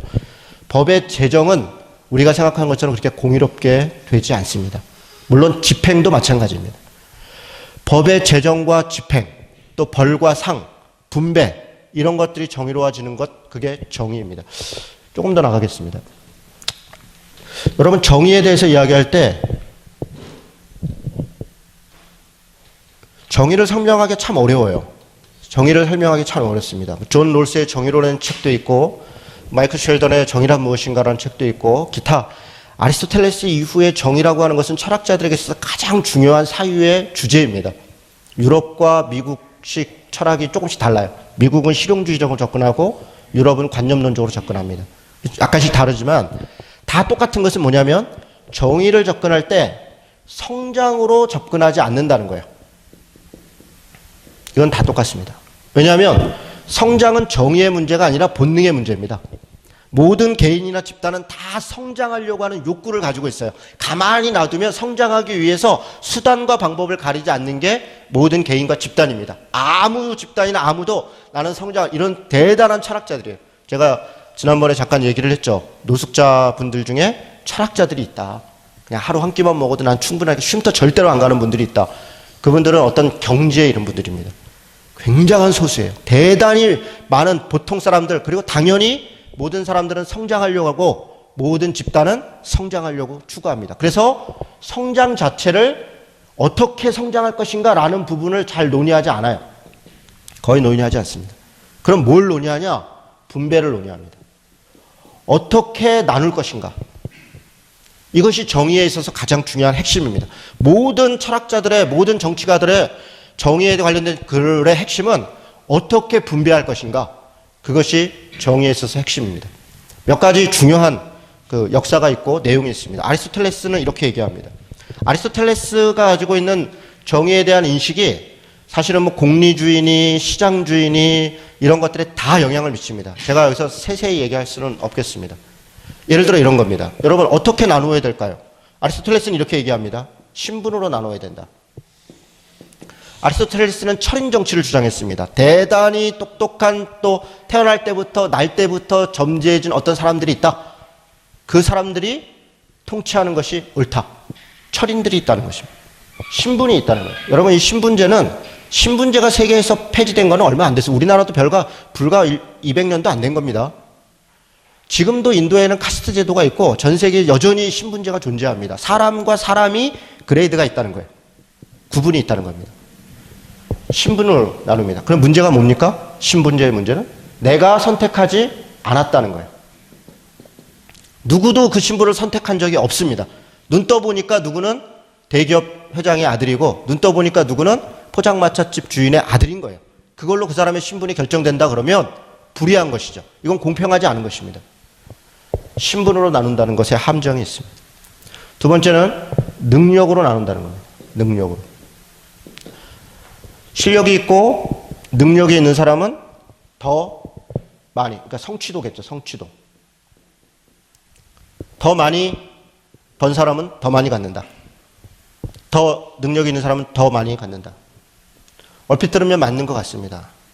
그리고 어떤 부분에서 인정돼야 될 부분이 당연히 있습니다. 그러나 이것도 다른 요소들이 있어요. 태어날 때부터 장애를 가지고 태어난 사람이 있습니다.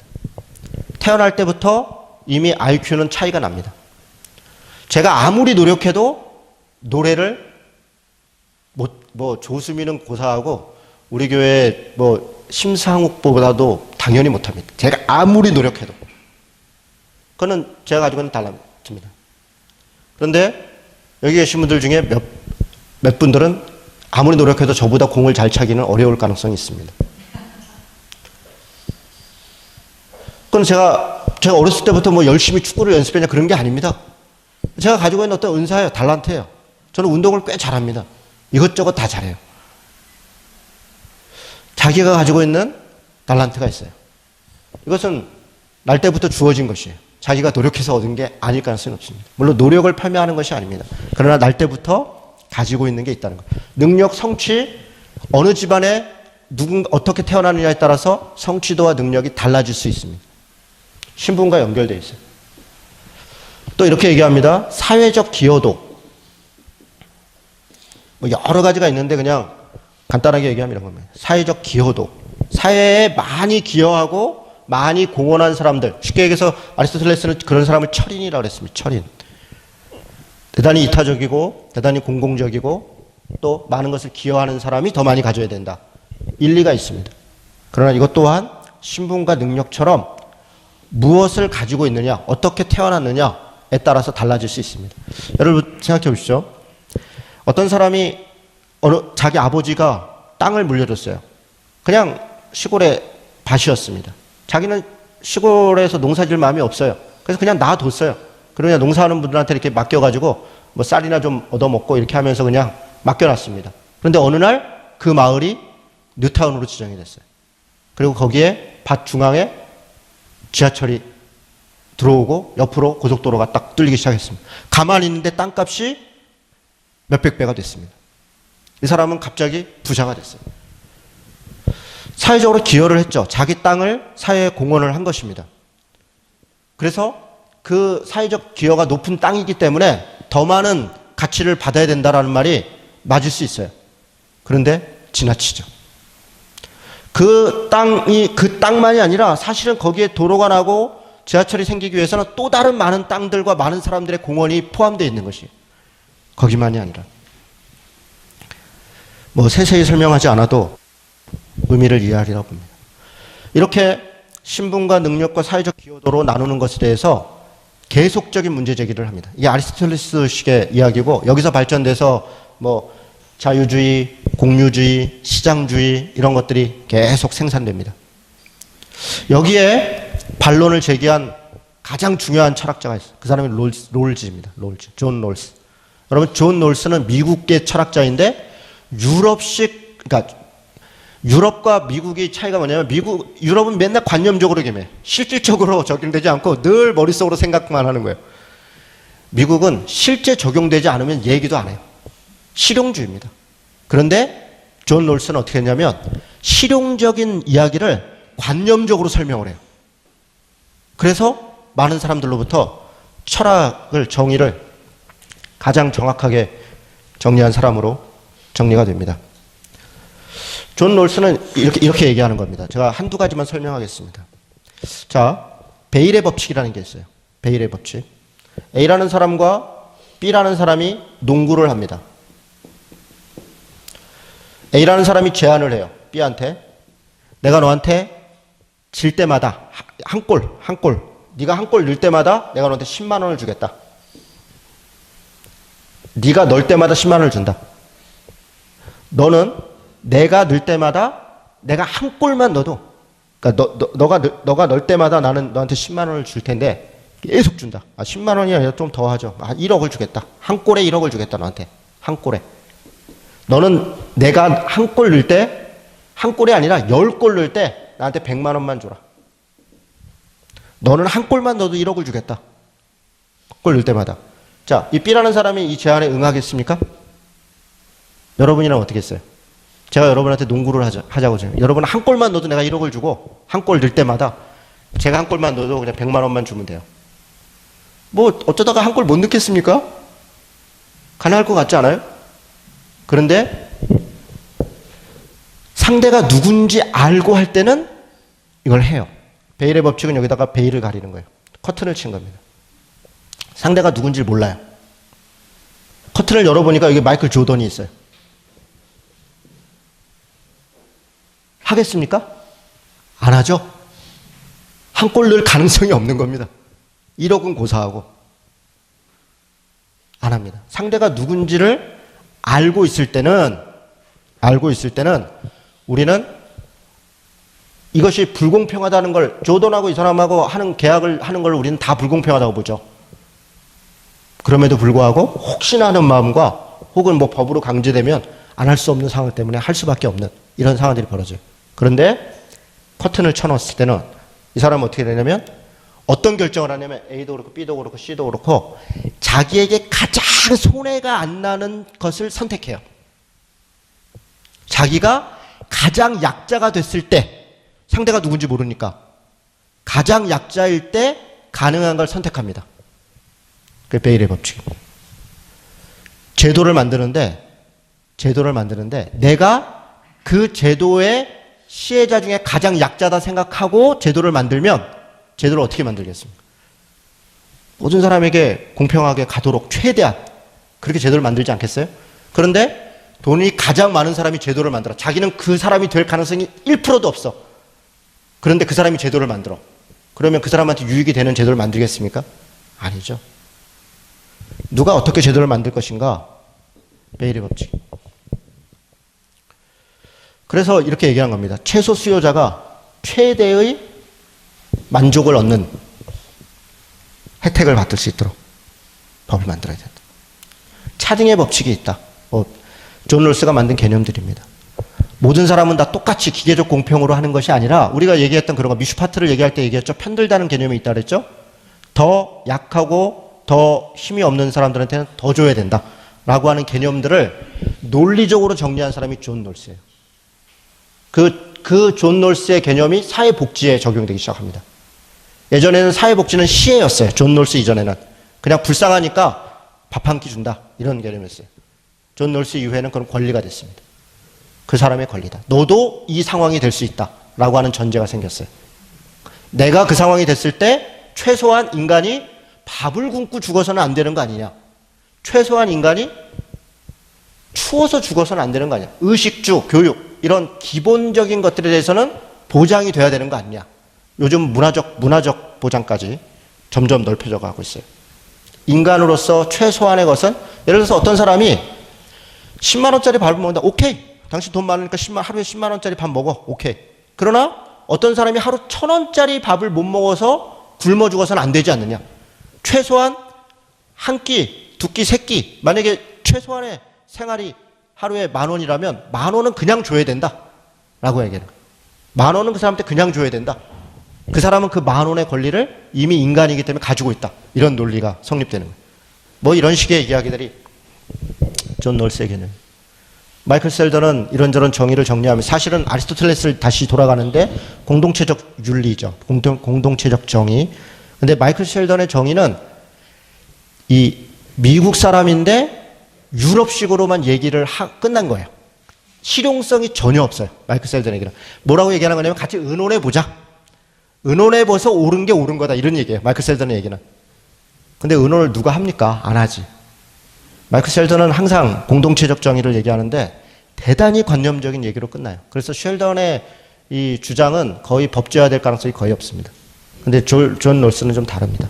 뭐 어쨌든 이 정도 얘기를. 지금 이 존 롤스는 제가 볼 때는 성경에 가지고 있는 정의의 개념을 가장 일반화시킨 사람이에요. 가장 정확하게.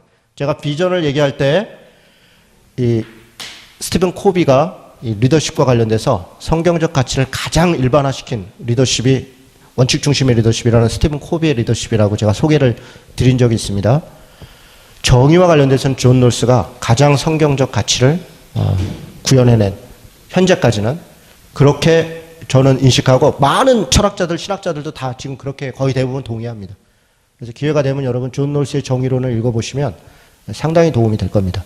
자, 뭐 공의로운 정치는 어떻게 해야 되는가? 뭐 결국은 능력이 있어야 된다 이런 얘기. 자, 마지막으로 이 얘기를 하겠습니다. 시간이 벌써 이렇게 갔네요. 이게 제가 제일 좋아하는 분야라 사회적 책임 발이 많아. 자, 이 표를 잘 보십시오.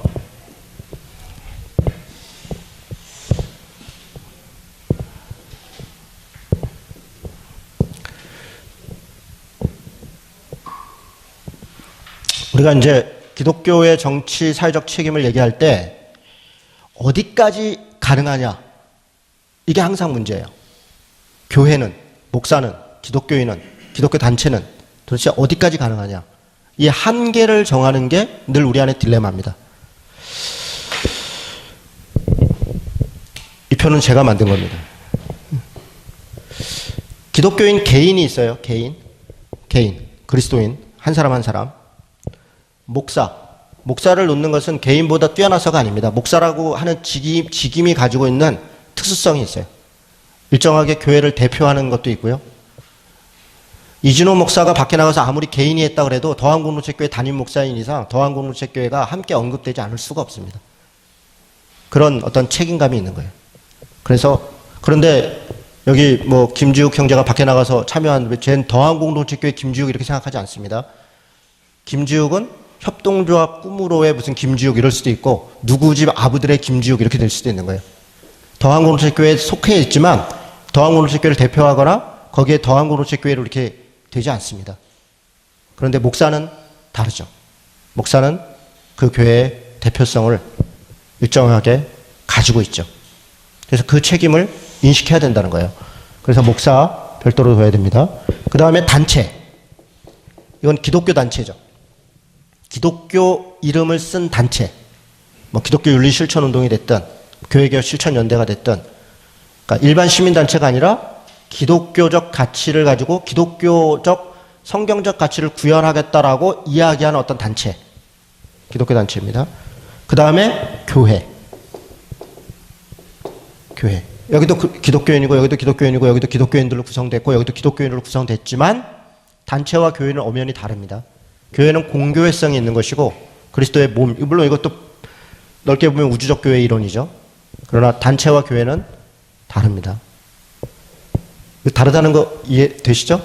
자, 설명하지 않아도 되죠? 자, 이런 겁니다. 정치, 뭐 아주 좀 쉬운 것부터 해죠. 투표. 여기는 정치가 혹은 정당 가입. 여기는 정책.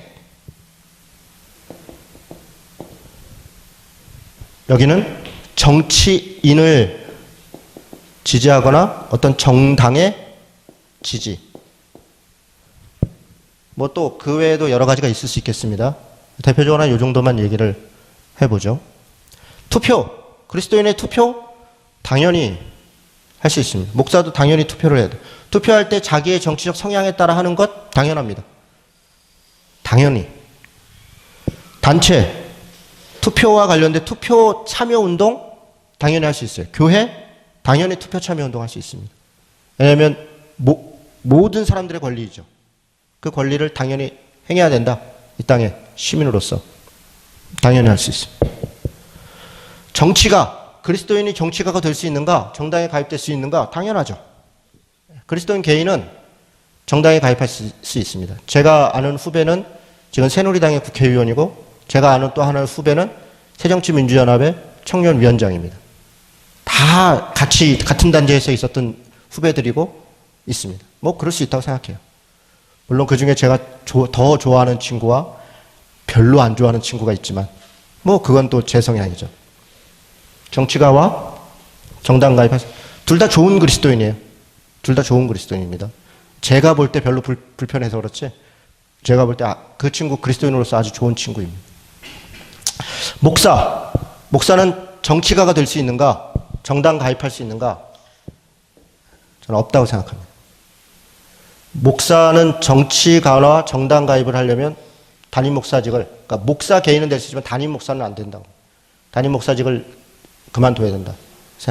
담임 목사직은 유지할 수 없다. 그러니까 목사는 가능, 그래서 그런 면에서는 세모죠. 목사는 가능하죠.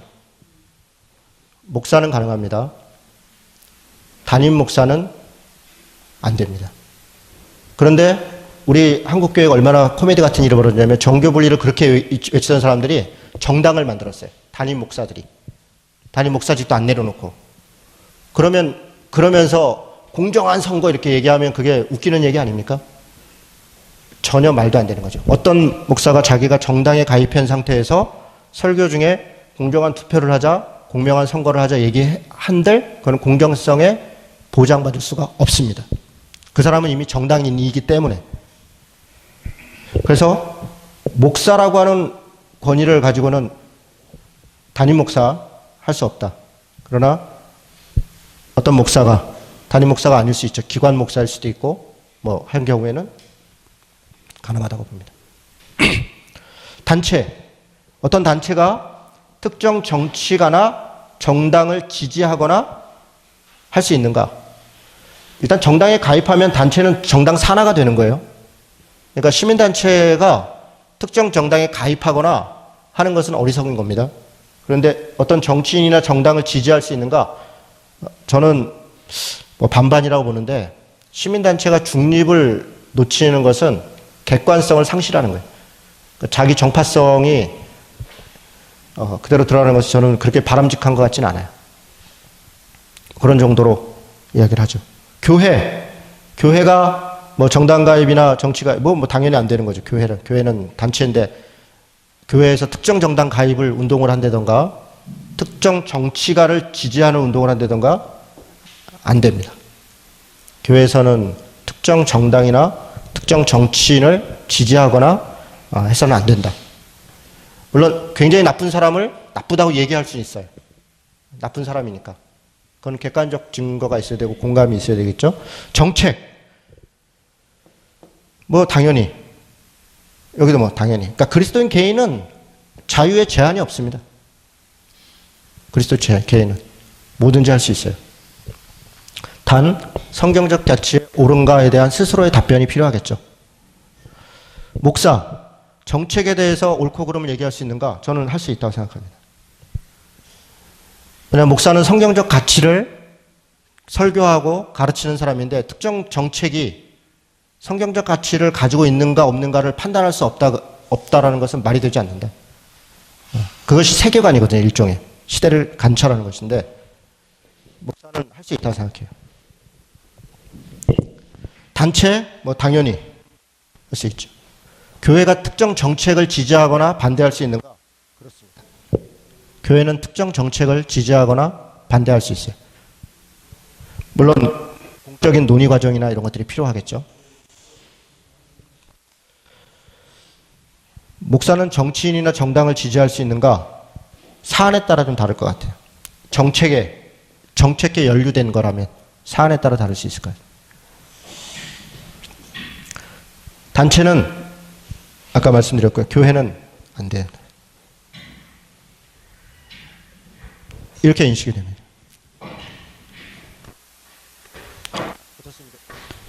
동의가 되십니까? 애매한 부분이 있나요?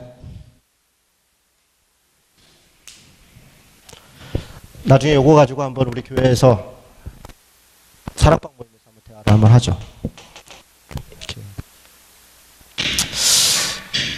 자, 어쨌든 이런 정도로 정리를 하고 사회적 책임에 대한 그리스도인들의 문제는 그리스도인들 복음을 전하는 것과 정치 사회적 책임은 그리스도인의 두 가지 의무이다. 여러 가지 현안들, 생각들, 하여간 공적인 절차를 거쳐서 교회 안에서 함께 할 수 있는 것들은 같이 할 수 있었으면 좀 좋겠다. 그런 생각들을 갖습니다. 예, 이렇게 사회적 책임에 관련된 강의를 마치겠습니다.